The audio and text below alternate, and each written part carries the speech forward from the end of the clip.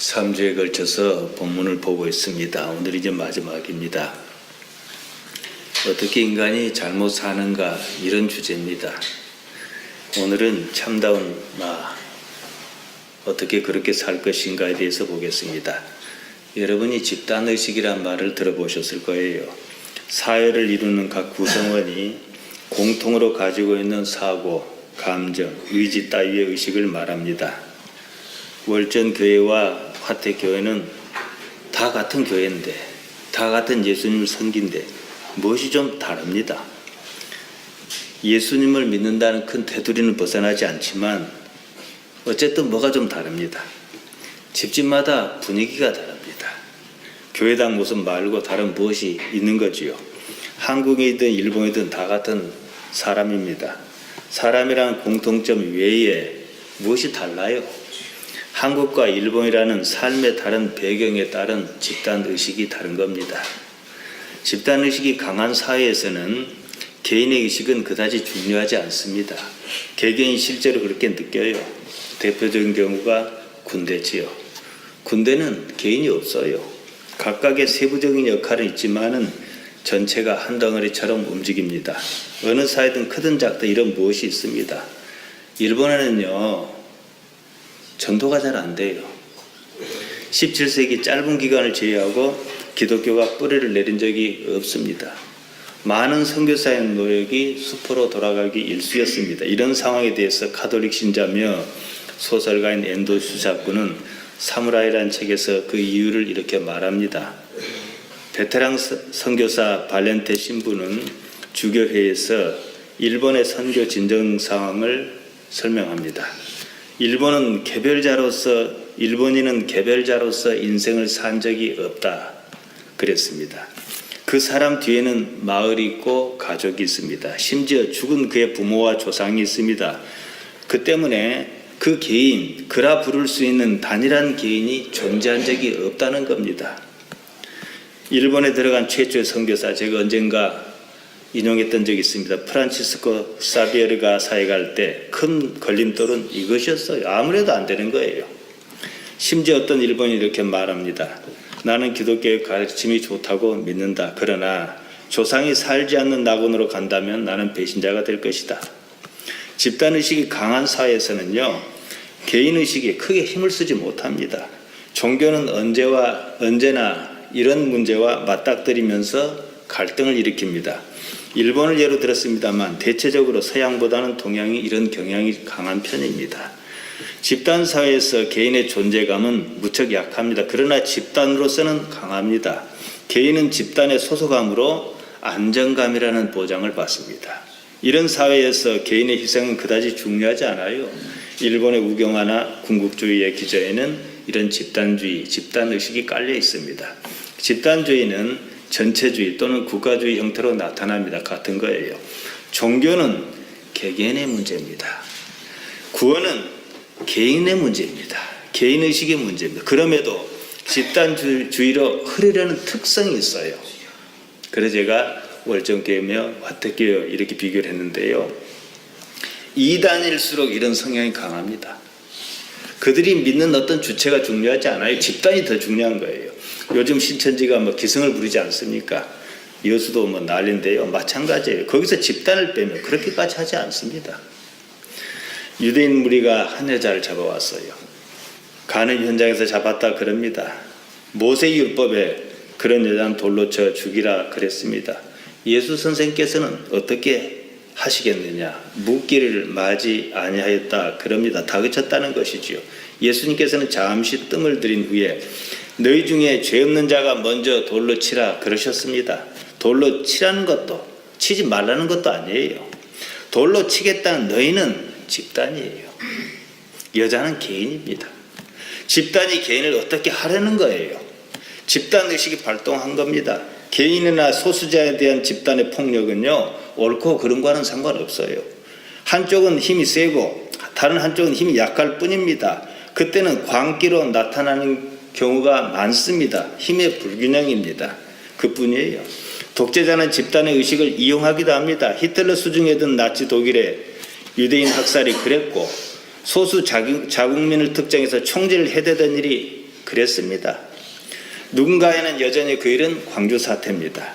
태극기 부대, 엄마 부대, 가스통 할배로 움직이는 집단의 의식은요 거의 광기 수준입니다. 개인으로서는 엄두를 내지 못합니다. 붙잡힌 여자가 개인이듯 예수님께서는 돌로 치려는 자 또한 개인으로 돌려놓으셨습니다. 죄 없는 자든 죄 있는 자든 모두가 개인이어야 한다는 거예요. 그래야 공평합니다. 집단에 숨지 말고 단지 개인 자격으로 돌로 치든지 말든지 하라는 거예요. 돌은 죄를 겨냥합니다. 다들 그 정도는 압니다. 죄 없는 자만이 돌을 들 수가 있습니다. 너희 중에 죄 없는 자가 먼저 돌로 치라는 예수님의 말씀에 집단은 개인으로 흩어졌습니다. 광기도 사라졌습니다. 여자만 남았습니다. 구원은요 개인의 문제입니다. 집단의 문제가 아니에요. 교회 구성원으로서 구원을 이루는 것이 아닙니다. 신앙인은 하나님 앞에 단독자로 서야 합니다.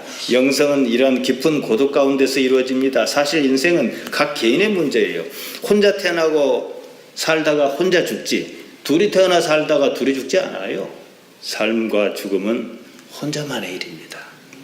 지난주에 영에 대해서 말씀드렸습니다. 정의가 어려운 말이다 그랬습니다. 그럴지라도 한 인간의 본질을 규정하는 것만큼은 틀림없습니다. 우리가 구원이라고 말하는 것은 육체의 문제가 아닙니다. 영은 곧 영의 문제입니다. 영을 무엇이라 정의할 것이냐 말씀드렸습니다. 그렇다고 정신도 아닙니다. 정신은 몸과 함께 쓰러질 것입니다. 정신은 분명 나는 아니지만 나의 본질을 드러내는 정신은 분명 아니면서도 나의 본질을 드러내는 무엇입니다. 저는 그것을 의식이다 그렇게 말씀드렸습니다. 의식이 물론 영은 아니에요. 하지만 바로 그 의식의 주체가 나인 것만큼은 사실입니다. 때문에 영이라고 말할 수 있다. 저는 그렇게 말씀드렸습니다. 나는 의식의 주체입니다. 이것이 명확한 표현입니다. 의식의 주체가 바로 영이라 말하는 그것이라는 거예요. 나는 이 세상을 반드시 의식의 주체로 살아야 하는 거예요. 의식의 주체가 참다운 나인데요. 내가 참다우면은 잘못할 이유가 없어요. 허방질하게 만드는 것은 내가 사실 아니에요. 그럼 참다운 나로서, 참다운 나가, 참다운 나로서 하나님과 일치해서 하나님의 뜻을 이룹니다. 요한복음 15장 7절입니다. 너희가 내 안에 거하고 내 말이 너희 안에 거하면 무엇이든지 원하는 대로 구하라 그리하면 이루리라. 여기서 중요한 것은 일치예요. 예수님과 일치를 이룰 수 있는 것은 우리의 몸이 아닙니다. 의식이에요. 그러한 나는 자연스럽게 하나님과도 일치를 이룰 것입니다. 앞서서 제가 집단의식과 개별의식을 말씀드렸습니다. 구원은 개별의식 상태에서 이루는 것입니다. 구원 이후에는 일단 구원이 이루어졌다 그럽시다. 구원 이후에 의식 이와 같이 다시 집단처럼 작동합니다. 하나님을 더러 복수 형태로 쓰는 경우도 있어요. 엘로힘이라고 복수 형태거든요. 대표적인 경우가 사랑할 때입니다. 서로 사랑하면요 서로 하나인 것을 느낍니다. 그때는 사랑을 매개로 서로의 의식이 일치하는 거예요. 요한복음 17장 21절과 23절 좀 깁니다. 읽어드리겠습니다. 아버지께서 내 안에 내가 아버지 안에 있는 것과 같이 저희도 다 하나가 되어 우리 안에 있게 하사 세상으로 아버지께서 나를 보내신 것을 믿게 하옵소서. 내게 주신 영광을 내가 저희에게 주었사오니 이는 우리가 하나 된 것 같이 저희도 하나가 되게 하려 함이니이다. 그러니까 뭐예요? 개별자가 예수님과 섞여요. 예수님과 섞인 개별자는 다시 하나님과 섞여요. 곧 내가 저희 안에 아버지께서 네 안에 계셔 저희로 온전함을 이루어 하나가 되게 하려 함은 아버지께서 나를 보내신 것과 또 나를 사랑하신 것 같이 저희도 사랑하신 것을 세상으로 알게 하려 함이로소이다. 우리가 이해관계를 떠나가지고 하나님으로 하나님을 사랑해요. 하나님이 충만하다 그러면요 그 사람은 하나님께서 원하신 걸 할 수밖에 없어요. 나도 그걸 좋아하니까. 하나님과 예수님 그리고 우리가 하나로 일치하는 모습을 보입니다. 의식의 일치입니다. 그때 나는 그러니까 하나님과 예수님과도 마찬가지고 더 나아가 하나님과도 마찬가지인 게 뭐예요? 의식의 일치를 이루는 거예요. 하나님 생각이 내 생각이고 내 생각이 하나님 생각이에요. 그때 나는 나의 생각이 곧 하나님 생각과 다르지 않습니다. 몸에 마치 맞는 꼭 맞는 옷처럼 입었는지 입지 않은지조차 구분하기 어렵습니다. 지난 시간에 제가 아벨의 제사를 말씀드렸습니다. 아벨의 제사는요 가인의 제사와 달리 하나님과 일치 상태에서 드린 제사였다는 거예요. 창세기 4장 4절에 보면 하나님께서 연락하셨다 그럽니다. 서로 하나님과 아벨 사이에 서로 마음이 맞았다 이 말이에요. 로마서 7장 22절과 24절입니다. 내 속 사람으로는 하나님의 법을 즐거워하되 내 지체 속에서 한 다른 법이 내 마음의 법과 싸워 내 지체 속에 있는 죄의 법 아래로 나를 사로잡아 오는 것을 보는도다. 오라 나는 공고한 사람이로다. 이 사망의 몸에서 누가 나를 건져내랴. 바울은 로마서 7장에서 참자와 거짓자의 갈등을 깊이 다루었습니다. 바울은 자신이 무엇인가 알고는 있어요. 근데 그것을 설명할 때 한계를 느끼는 것 같아요. 그런 흔적이 로마서 7장 8장에 자주 나타납니다. 소위 영이 어쩌고 죄가 어쩌고 하는 말을 할 때 더욱 그래요. 그 때문에 그런 말은 우리에게 또한 구체적이지도 못하고 추상적으로 다가올 때가 많습니다. 10계명 중 부모를 공경하라는 제5계명을 제외하고 금지를 다루는 5가지 계명이 있습니다. 살인, 간음, 절도, 위증, 탐심을 금지합니다. 문제는 기록대로 그렇게 안 된다는 거예요. 살인하지 말라 해서 살인이 없어지지도 않습니다. 도적질하지 말라 한다 해서 도적질이 없어지지도 않습니다. 죄란 명명한 문제는 모두가 이런 식입니다. 몰풍선지기 같아요. 이쪽을 지면 다른 쪽이 붉어집니다. 그래서 바울은 고민합니다. 율법의 역할이 우리를 예수님께로 인도하는 몽학 선생이라. 갈라디아서 3장 24절에서 그리 말합니다. 그러니까 율법은 뭐 살인이 됐든 뭐 절도가 됐든 위증이 됐든 뭐가 됐든 금한다는 것 그 자체가 있는 것으로 족하다는 거예요. 그럼 다른 무엇이 필요하다는 거예요. 이같이 율법이 우리를 그리스도에게로 인도하는 몽학 선생이 되어 우리로 하여금 믿음으로 말미암아 의롭다 함을 얻게 하려 함이니라. 몽학 선생이란 말은 어린아이 공부를 가르치는 선생이다 이런 뜻입니다. 한문어입니다. 원어에 충실한 번역이에요. 어쨌든 바울의 이해는 옳습니다. 우리에게 제대로 와닿지 않고 있어서 문제일 뿐입니다. 왜 그러냐? 현실감 때문입니다. 당사자가 판단하기에 살인해야만 하는 상황이 생기니까 살인한 거예요. 아무리 그게 나쁜 거지만. 살인할 필요가 없는데 살인할 사람이 있겠어요? 뭐 억했든 뭐 했든. 마찬가지로 도둑질을 해야만 하는 상황이 있기 때문에 도둑질하는 겁니다. 그런 식으로 인류가 모조리 멸망할 때까지 죄를 묻는다 해도 이런 문제는 해결할 수가 없습니다. 마찬가지로 우리 역시 우리 몸의 수명이 다하는 날까지 이 문제로 씨름할 수밖에 없는 거예요. 단지 그러한 것이 있다는 사실을 안다는 것에 차이가 있습니다. 바울은 이런 구조적 한계를 인식하고 고통스럽게 고민했습니다. 로마서 7장 24절이 그거죠. 오라 나는 공고한 사람이로다.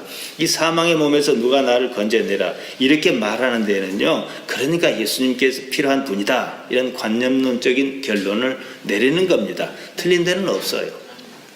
지금 우리는 어떻게 예수님과 일체감을 느낄 것이냐. 이 현실적인 문제를 생각하자는 거예요. 기도로 느낍니까? 아니면 영으로 느낍니까?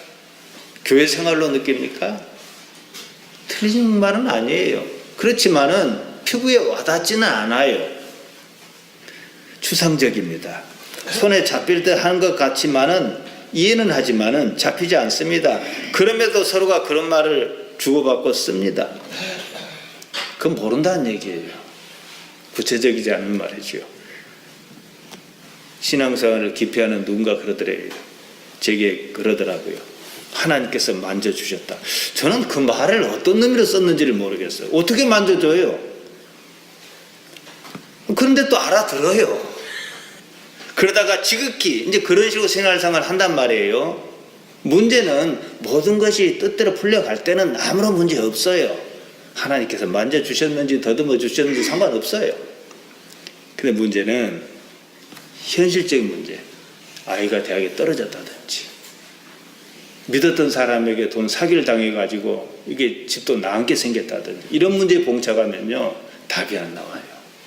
저는 오히려 거기에 더 관심이 많습니다. 지극히 현실적인 문제에 봉착하면은 모래성처럼 허물어지고 맙니다. 아무런 의미가 없다는 생각이 듭니다. 구체적 언어가 아니라는 거예요. 신앙의 주체는 개인으로서 납니다. 사느냐 죽느냐 그 문제입니다.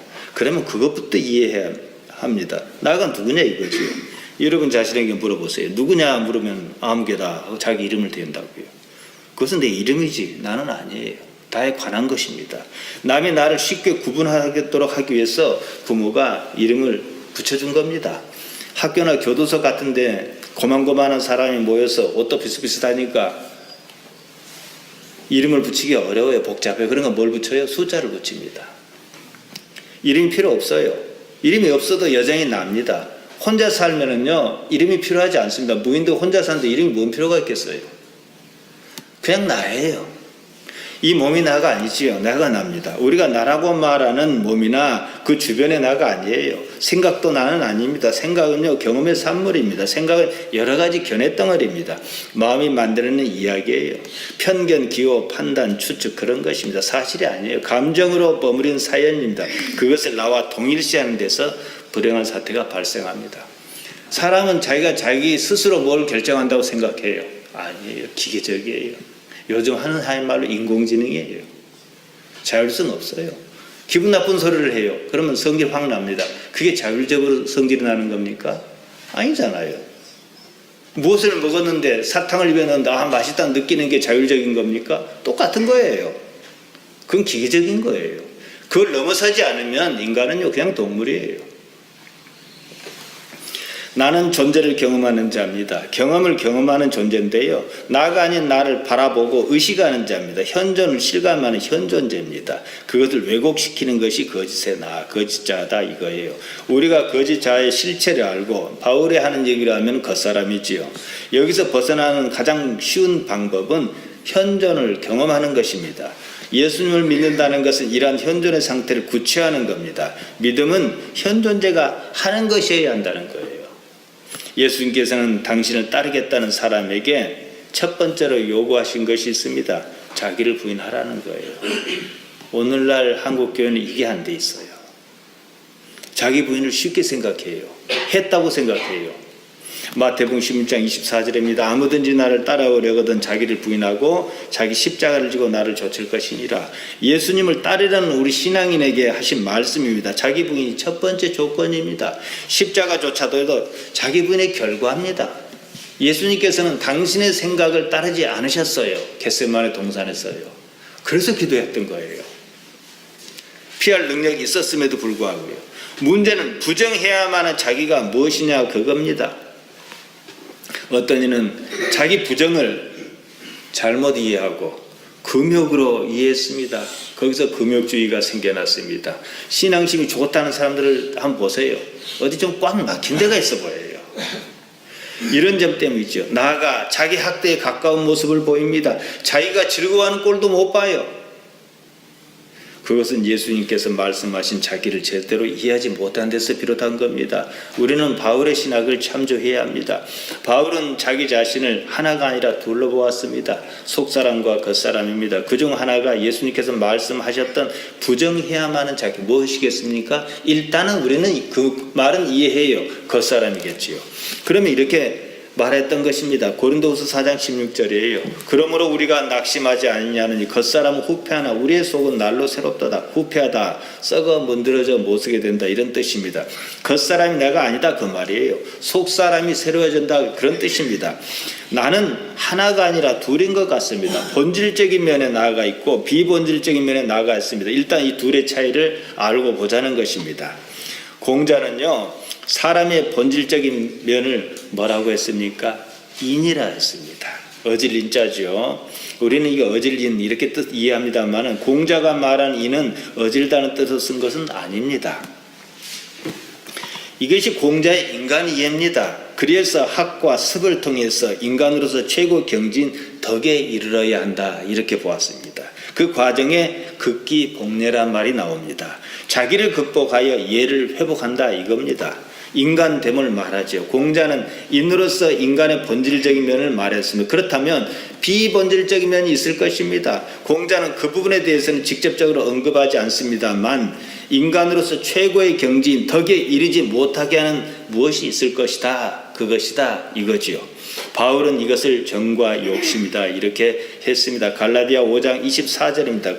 그리스도 예수의 사람은 육체와 함께 그 정과 욕심을 십자가에 못 박았느니라. 그러니까 이것을 또 잘못 이해하고 다 금욕으로만 생각한다고요. 인간에게 본질적인 면에 나가 있습니다. 다만 삶에서 비본질적인 면에 나가 생겨나고 함께 성장한다 하겠습니다. 본질적인 나는 살려내고 비본질적인 나는 없이 하는 것이 종교가 주관바다 이겁니다.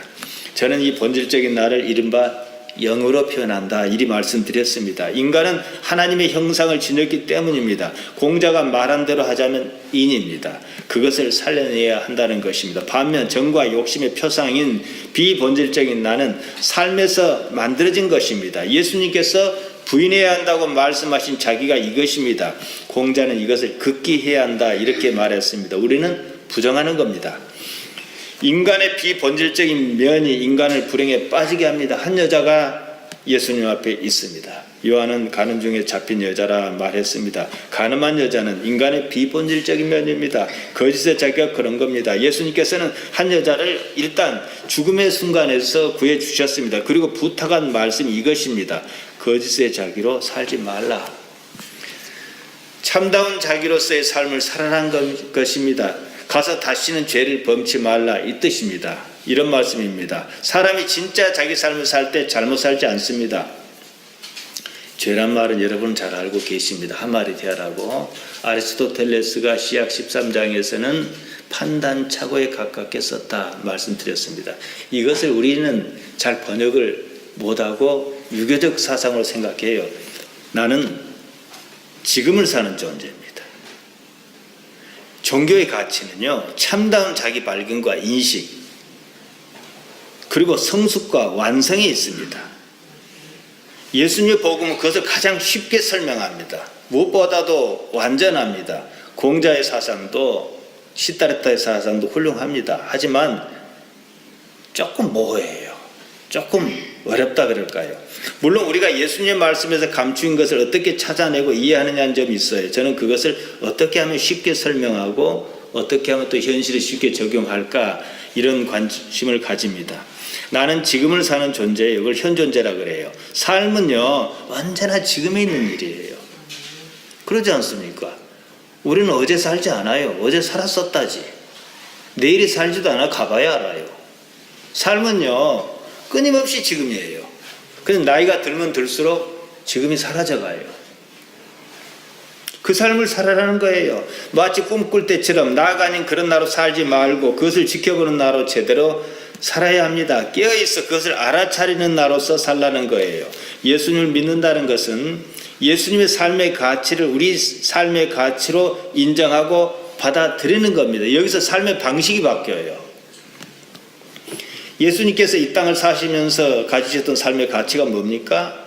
당신 자신이 속하여 있는 모든 현실 세계가 하나님의 통찰에 있다는 사실을 인정했어요. 확대해 봅시다. 원인은 잘 모르겠어요. 내가 지금 엄청나게 오해를 받고 고난을 당한다 그럽시다. 하나님 모르시겠습니까? 나는 분하고 억울하지만 여기에는 하나님 어떤 생각이 있을 거예요. 아니면 내가 뭘 잘못했든지. 이건 피할 상황이 아니고 현실 인식부터 하는 거예요. 하나님을 빼고 보면은 이걸 뭐 해결한다든지 억울하다든지 분하다든지 이렇게 나올 수가 있겠지만 하나님께 전지전능하시지 않겠습니까? 그래서 마태복음 6장 31절 34절에도 이런 말씀이 나옵니다. 그러므로 염려하여 이르기를 무엇을 먹을까 무엇을 마실까 무엇을 입을까 하지 말라. 다 이는 다 이방인이 구하는 것이라. 너희 천부께서 이 모든 것이 너희에게 있어야 할 줄 아시느니라. 너희는 먼저 그의 나라와 그의 의를 구하라. 그리하면 이 모든 것을 너희에게 더하시리라. 그러므로 내일 일을 위하여 염려하지 말라. 내일 일은 내일 염려할 것. 내일 가서가 아닙니다. 내일 그날이 염려할 것이옵니다. 한날 괴로움은 그날의 족하니라 그러셨어요. 무엇보다도 하나님 아버지께서 우리의 모든 현실을 다 알고 계신다. 이것이 사람의 아들 예수님께서 이 세상을 살고 계신 삶의 가치였어요. 그러면 다 끝난 일이에요. 그것을 인정하며 오늘을 살아라는 거예요. 우리는 지금 바로 이 말씀을 받아들이든지 아니면 받아들이지 않든지 두 가지 중 하나의 방법으로 살아야 합니다. 상식적으로 생각해 봅시다. 우리는 전지전능하신 하나님을 신앙하기로 했습니다. 그런데도 앞으로도 내일 일을 염려하면 여전히 잘못 살 수밖에 없어요. 전지 다 안다 이 뜻이고 전능 모든 것을 하실 수 있다 이것입니다. 그렇다면 다른 무엇이 바뀌어야 합니다. 우리 마음이지요. 완전히 바뀌어야 합니다. 지금 나의 삶이 만족스럽지 않다고 그럽시다. 둘 중 하나의 경우입니다. 전지전능의 하나님께서, 하나님은 뭐 전지전능 안 하시면 하나님 아니니까 그건 있을 수 없는 일이에요. 전지전능의 하나님께서 내게 무엇을 요구하시거나 내가 뭔가를 어떻게 해야 하는 걸 요구하시거나 아니면 하나님께서 무엇을 계획하고 계신다는 사실이에요. 둘 중에 하나의 경우이지 그 다음 경우는 없어요. 우리 성경에서 회개라고 번역한 말 메타노이아입니다. 마음의 방향을 바꾼다. 메타노이아예요. 노이아를 바꾸는 거예요. 마음의 방향을 바꾸는 것입니다. 그러니까 예수님께서 공생의 사역을 처음 시작하실 때 마태복음 4장 17절에서 이리 말씀하셨습니다. 예수께서 비로소 전파하여 가라사대 회개하라. 천국이 가까웠네요. 천국? 극락 아닙니다. 하나님의 나라입니다.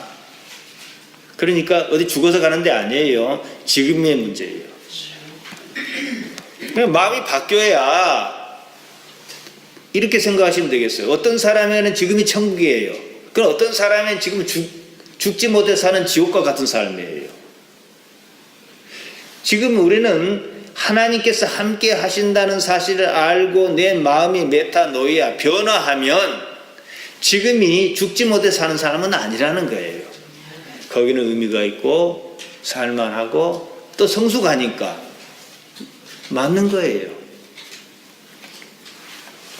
회개하라 하셨습니다. 마음을 바꾸어라 그 말씀입니다. 다른 마음으로 살라는 겁니다. 천국은 하나님의 나라는 마음을 바꿈으로써만이 보이는 세계고 가능한 세계입니다. 천국이란 말은 한문어지요.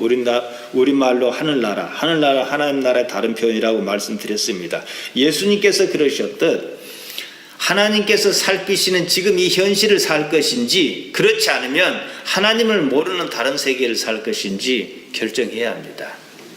여자는 당시 율법을 어기는 잘못을 저질렀습니다.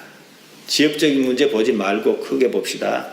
어떤 그런 잘못을 저지르지 않고는 살 방법이 없었다고 생각했을는지도 모릅니다.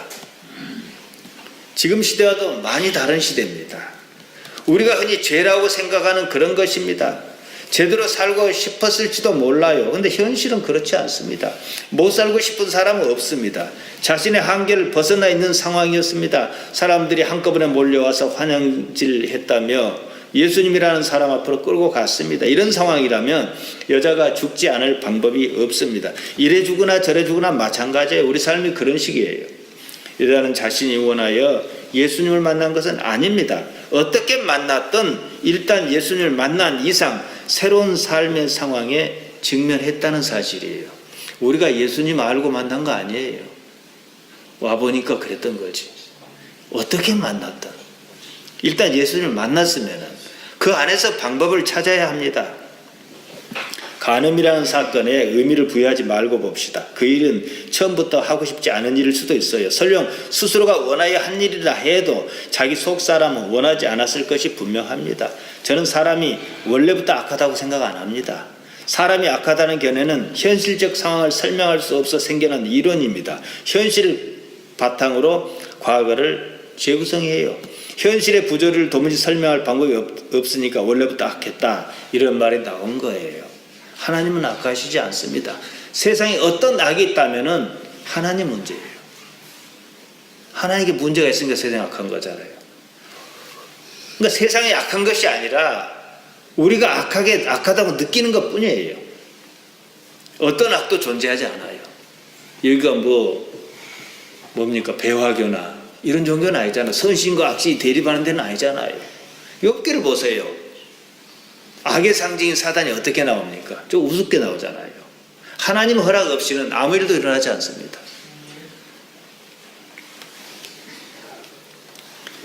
그러니까 이 말은요, 하나님의 창조와 맞지 않다는 거죠. 저는 하나님께서 원래부터 악한 사람을 창조하셨다고 생각하지 않습니다. 하나님께서 사람을 창조하셨는데 중간에 악했다고 보지 않아요. 왜냐? 그렇다면은 하나님께서 이 세상을 통치하는 것이 아니잖아요. 그냥 그런 거예요. 여자가 능력이 있었더라면 남의 비난을 받는 그런 삶을 살지 않았을 것이 분명합니다. 그런 일은요, 언제나 가난한 사람에게 발생해요. 돌에 맞아 죽는 사람도 언제나 그 사이에 비주릅니다. 그런 일을 왜 해야만 했던 것인가? 그 문제지요. 그것이 여자가 처한 삶의 현실입니다. 예수님의 시각은 그거예요.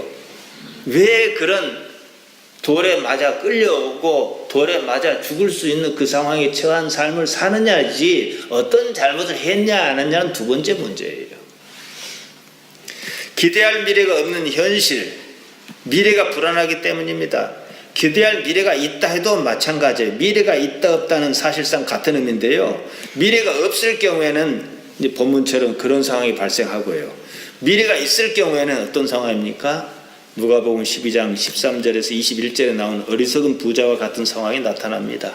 전자는 좌절이고 후자는 방종 내지는 교만입니다. 둘 다 멸망의 길입니다. 그나마 전자가 구원의 가능성이 높습니다.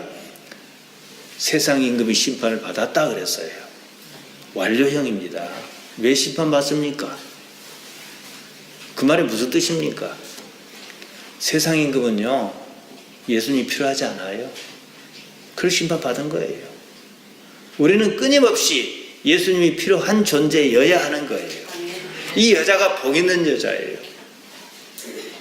결과적으로 예수님을 만나서 복 있는 게 아니고 예수님이 필요한 존재거든요. 그러니까 세리는 구원이 있어요. 비록 그들이 세상적으로는 비판받고 잘못했다 할지라도 병든 자에게라야 의원이 필요했다 그러셨어요. 그래서 죄인을 불러 회개시키러 왔노라. 병든 자와 죄인을 이렇게 같이 표현하시지 않았습니까? 누가복음 5장 31절 32절이죠. 내일에 대한 염려가 그렇게 했다는 거예요. 그러니까 마태복음 6장 34절에서 그러므로 내일 일을 위하여 염려하지 말라. 내일 일은 내일 염려할 것이요 한날 괴로움 그날의 족하니라. 제가 언젠가 이것을 가지고 말씀드린 적이 있습니다. 이게 마태에만 나온 좀 특이한 내용이에요. 그 일을 하지 않으면 앞으로 살 수 없을 것이라든지 아니면 다른 무엇일 수 있습니다. 어느 경우든 내일에 대한 염려가 그 일을 하게 하는 거예요. 근데 내일이 또 사람을 또 죽여요. 이명박 전 대통령이 내일을 염려해서 많이 쌓아뒀는데 그 내일이 지금 자기를 죽이잖아요. 거꾸로 봅시다. 내일에 대한 염려가 없는데도 그런 일을 할까요? 사람이 무슨 일을 계획할 때 한번 생각해 보세요. 특히 나쁜 일을 계획할 때 더욱 그렇습니다. 남의 집에 몰래 들어가 물건을 훔치는 도둑이 있다고 그럽시다. 왜 도둑질을 합니까? 그 집에 분명히 내가 갖고 나오면은 이것을 돈으로 바꾸다든지 할 이익이 있을 만한가 도둑질한 것이지, 그 집에 문을 열고 들어가는데 아무것도 없을 것이라고 앞에를 상상하면 안 해요. 그렇지 않겠어요? 잡히면 감옥에 간다는 사실을 모르지도 않아요. 위험 부담을 안고 하는 거죠. 안 잡힐 거라 생각하기 때문에 그렇게 하는 거예요. 아, 내가 이 눈을 따면 잡힐 것이라. 그러니까 뭔 나쁜 짓을 요만큼 하면은 꼭 그만큼 당했다 그러면 안 해요. 근데 요새 왜 사람들이 하나님 앞에서 방종하고 오만합니까? 하나님께 그때그때 벌을 안 내리시니까. 그게 더 큰 벌인 줄은 몰라요. 한꺼번에 내리면 더 난리 나요. 그때 좀 잘못해도 벌 안 내리거든요. 그러니까 또 하는 거지요. 하나님 무서운 줄을 모르게 되지요. 상상의 목표는요, 소득입니다. 그 일이 자기가 할 수 있는 적합한 일일 거예요. 일단 목표를 결정하고 나면 그 다음을 계획합니다. 남의 집에 어떻게 침입할 것인지, 가스배관을 타고 올라갈 것인지, 뭐 어떻게 할 것인지. 그러지요. 이제 결정했으면 이제 어떤 장비를 어떻게 준비할 것이냐, 마지막으로 어떻게 할 것이냐 결정합니다. 이런 일련의 과정을 한번 보세요. 목표로 달성을 예상하는 미래의 시점에서 지금 시점은 온 거예요. 내가 무엇을 취득했을 때 시점을 지금으로 갖고 온 거예요. 시간이 거꾸로 간 거죠. 목표가 신통치 않거나 위험할 것 같다는 판단이 선다면 다른 모든 계획은 없었던 일로 합니다. 만일 지금 할 만하다면, 지금 할 일만 한다면 그런 상상의 미래는 필요하지 않습니다.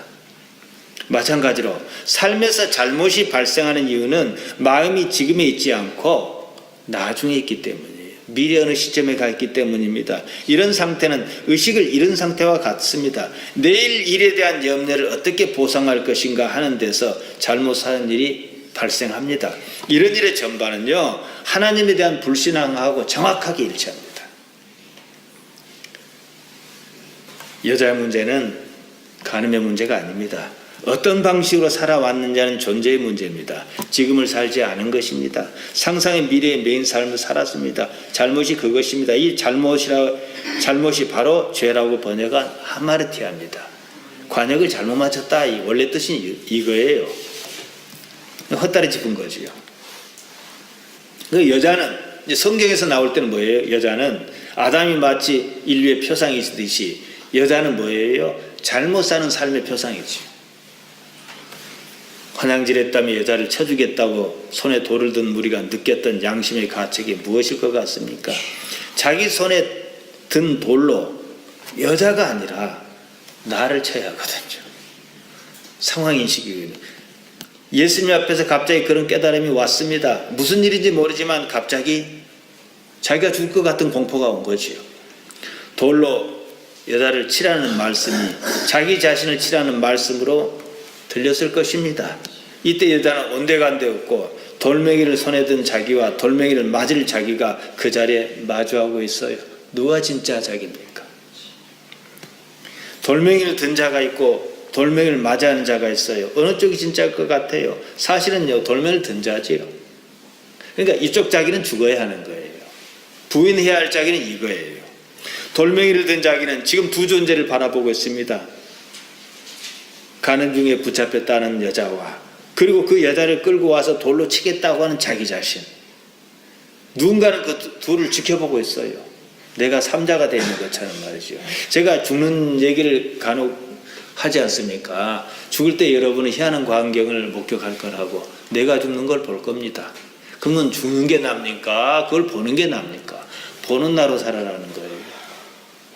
보는 게 나지요. 이건 나의 몸이 없어지는 거잖아요. 마찬가지로 지금 돌을 들고 있어요. 모세 율법을 어긴 여자예요. 근데 예수님께서 너희 중에 죄인자가 먼저 돌로 치라. 그 어떤 뉘앙스였던지 간에 그 말씀을 듣는 순간 내가 분리가 일어나 버린 거예요. 돌에 맞을 여자가 있고 또 다른 돌에 맞을 내가 있는 거예요. 그리고 나는 돌을 들고 있어요. 그러니까 못 때리죠. 이걸 때리면은 같이 죽어야 되니까. 예수님의 말씀에 따르면 잘못 살지 않은 사람만이 여자를 돌로 칠 수 있습니다. 잘못 산 사람은 모두 돌에 맞아 죽어야 합니다. 누가 돌에 맞아야 합니까? 여자뿐만 아니에요. 자기도 마찬가지죠. 자기가 자기를 찌르지요. 물론 이 부분을 해결해야 하는데 떠나기만 했지 이 사람들은 해결을 못한 것 같아요. 그러면 주 앞에 무릎을 꿇어야 해요. 어찌 이런 일이 있을 수 있겠습니까? 나는 도대체 당신 앞에서 나는 무엇입니까? 라고 해야 하는데 돌만 놓고 갔어요, 다들. 요한은 그들이 양심의 가책을 받아 어른으로 시작하여 젊은이까지 하나씩 나갔다고 진술합니다. 겉으로 보면 이 사건 도덕성 회복인 것처럼 보입니다. 저는 그렇게 보지 않습니다. 근본적인 문제를 맞닥뜨렸는데 일단은 자기를 본 것입니다. 자기의 현실을 본 거지요. 돌을 든 사람은 무엇인가 잘못됐다는 걸 느꼈습니다. 예수님께서는 너희 중에 잘못 없는 자가 먼저 돌로 치라는 말씀은 돌을 든 내가 누구냐 이 물음으로 들렸던 것입니다. 그 말씀에서 무엇인가 이건 아닌데 싶었어요. 그러니까 더 진행할 수가 없는 거예요. 집단이라는 얘기를 제가 말씀드렸을 때 집단은 이걸 감춰버려요. 모든 잘못을 n분의 1로 나눠버려서 그런지 집단의 폭행이란 건 참 대단한 겁니다. 요새 성소수자가 됐든 뭐 됐든 그게 옳고 그런 걸 다 떠나서 보세요. 모든 것이 집단이 개인 내지는 소수를 향한 폭력인 거예요. 그건 옳지 않은 거예요. 저는 그래서 반대예요. 개인 대 개인으로 하라는 얘기예요. 옳고 그름을요. 거기서 끝나면 대개는 그러고 맙니다만 그냥 그런 일이 있었지 그 이상의 아무런 의미도 없습니다. 어째서 내가 그때 그래야 했는가를 깨달아야만 하는 거예요. 이제 그런 식으로 사는 삶을 그만둬야 합니다. 예수님의 말씀이 바로 그겁니다. 가서 다시는 잘못 살지 말라는 말씀은 여자에게나 그 말씀을 들었을 사람에게나 지금 이 자리에서 제가 전하는 설교를 듣는 여러분에게나 동일합니다. 하나님께서 하신다는 사실을 인정하고 그 세계로 들어오라, 이 말씀입니다. 제가 말씀드리는 천국 하나님의 나라입니다. 성경은 그 나라를 줄기차게 말하고 있습니다. 우리가 알아야 할 것은 그 사실을 인정하지 않는다 해도 별다른 도리가 없다는 것입니다. 지금이 내일이에요. 지금의 다른 말이 영원입니다. 영원은 지금을 무한대로 확장한 그것입니다. 내일이 필요하지 않는 삶이어야 해요. 예수님께서는 요한복음 14장 6절에서 이리 말씀하셨습니다. 내가 곧 길이요 진리요 생명이니 나로 말미암지 않고는 아버지께로 올 자가 없느니라. 이 말씀은 예수님의 방식이 아니고서는 하나님께로 올 자가 없다. 일단 그거지요. 여기서 길, 진리, 생명은 사실은 표현이 다를 뿐 동일한 말입니다. 길이 진리고 진리가 생명 아닙니까? 진리가 뭡니까? 참이에요. 참이 뭡니까? 사실이에요. 사실이 뭡니까? 현재 우리가 보고 느끼고 있는 바로 그것, 있는 그대로를 인식하는 거예요. 산은 산이고 물은 물이라는 거예요. 그게 진리예요.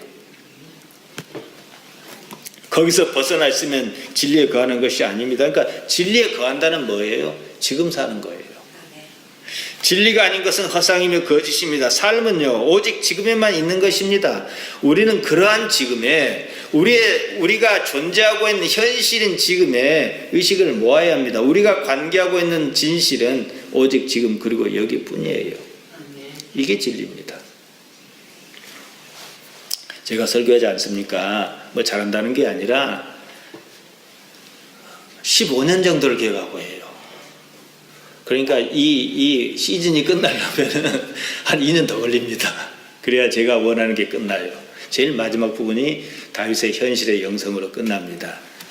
왜 이래 하겠습니까? 저는 이게 모든 것이거든요. 그 다음은 저는 몰라요. 그러니까 행복하지요. 그래서 제가 여러분께 감사하다는 말씀을 간혹 드려요. 45분 설교를 꼬박꼬박 들어줘서 할 수 있지 않겠나. 벽보고는 할 수 없잖아요. 우리가 알 수 있는 세계는요 오직 지금이 전부입니다.